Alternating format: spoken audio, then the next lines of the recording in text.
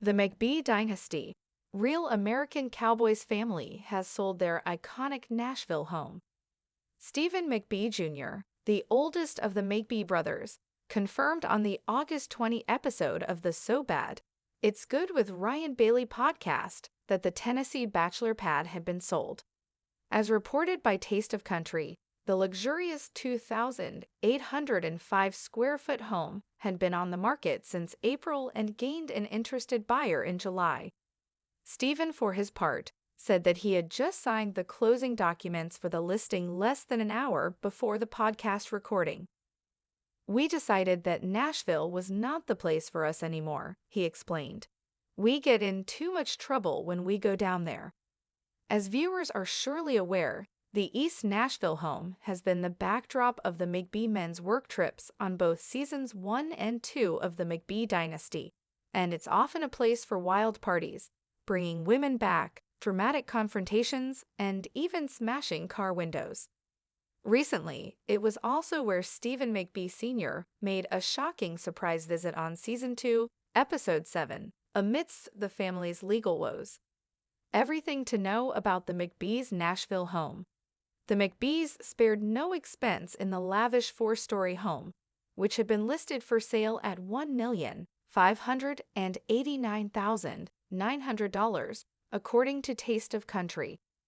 Several balconies, a rooftop terrace with its own bar and stunning downtown views, plus impeccable finishing touches and floor-to-ceiling windows, were just some of what helped the family rent out the property on Airbnb. On the rental site, the home was named the Onyx House, boasting 4 bedrooms and 4 bathrooms, just minutes from the city's historic Broadway district and the Grand Ole Opry. Per its rental listing, the home is a contemporary masterpiece that seamlessly blends breathtaking views with luxurious living. Each floor offers a unique ambience, from the grandeur of the first-floor king bedroom to the dramatic murals adorning the living spaces. Of the property's many striking murals, a grayscale portrait of Kurt Cobain in the dining room and an octopus in one of the bedrooms were cast large throughout the home's walls. The final purchase price of the home remains unclear. How the McBee brothers are working to pay off a $6 million debt.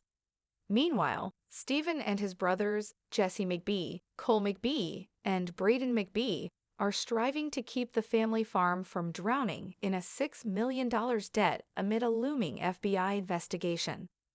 The company's CFO and Stephen Sr.'s ex-girlfriend, Galina Saltowska, spoke to Briefing on Bravo while attending DirecTV's Plot Twist, featuring Bravo event in New York City on August 12, and teased that viewers are in for a big surprise.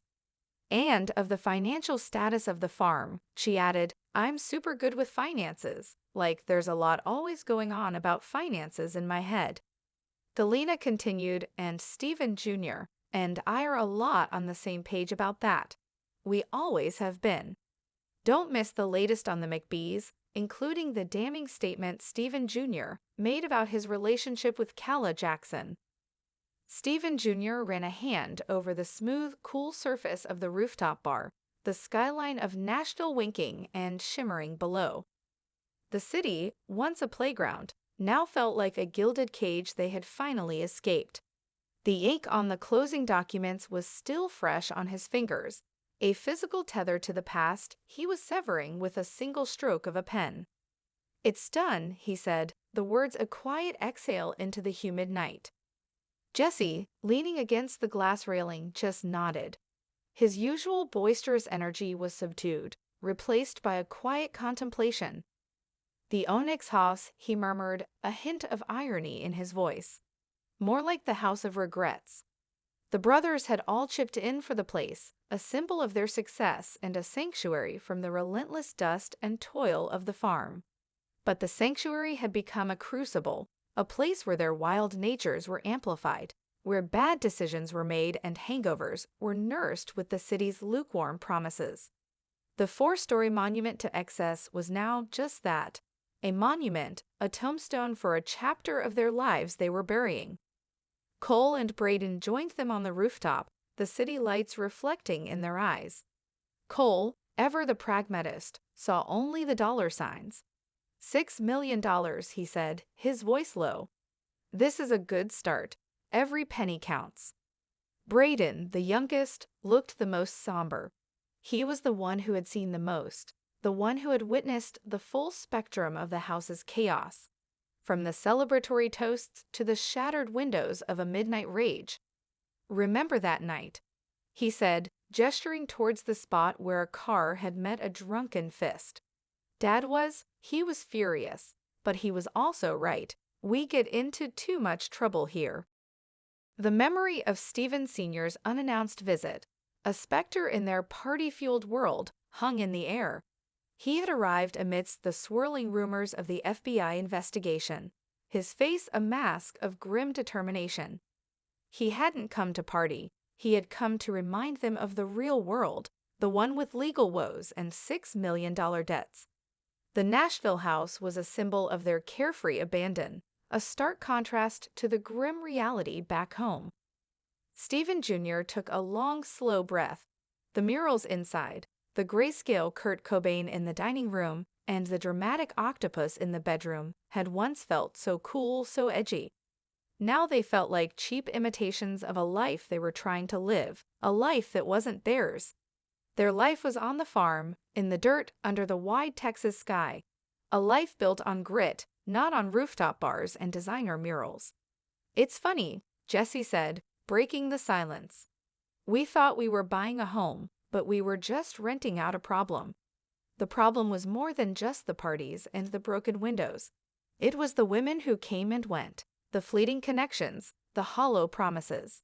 Stephen Jr. thought of Kala, the woman he had a tumultuous relationship with, and the damning statement he had made about her, the words echoing in his mind as loudly as the music that once blasted from the house's speakers. The Nashville house was a stage for their personal dramas, a place where their relationships were put on display and often unraveled.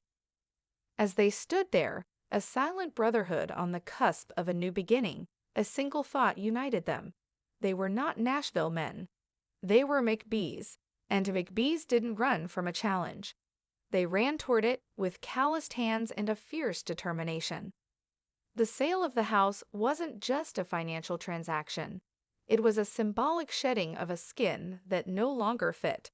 They were leaving behind the glitz and the trouble, the wild parties, and the careless spending.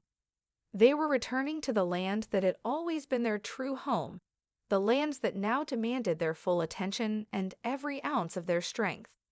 The debt was a monster, a $6 million beast that was threatening to devour their family legacy.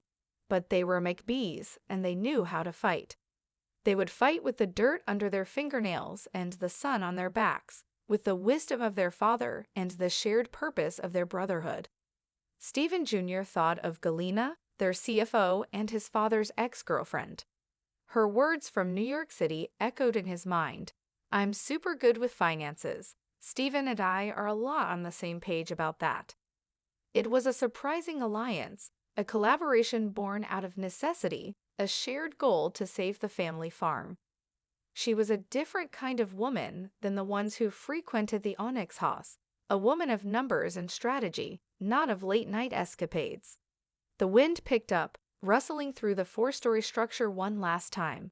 It was a sigh of relief, a final goodbye. They were selling a house, but they were buying back their future.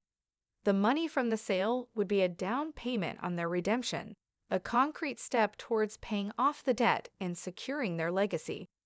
As the sun began to set, painting the sky in hues of orange and purple, Stephen Jr. looked to his brothers. Their faces were etched with a quiet resolve. They were no longer the wild boys of Nashville.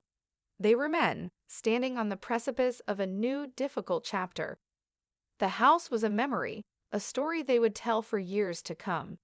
But the real story, the one that truly mattered, was about to begin. It was a story of family, of grit, of debt, and of a battle for a legacy that was worth more than any luxurious Nashville home.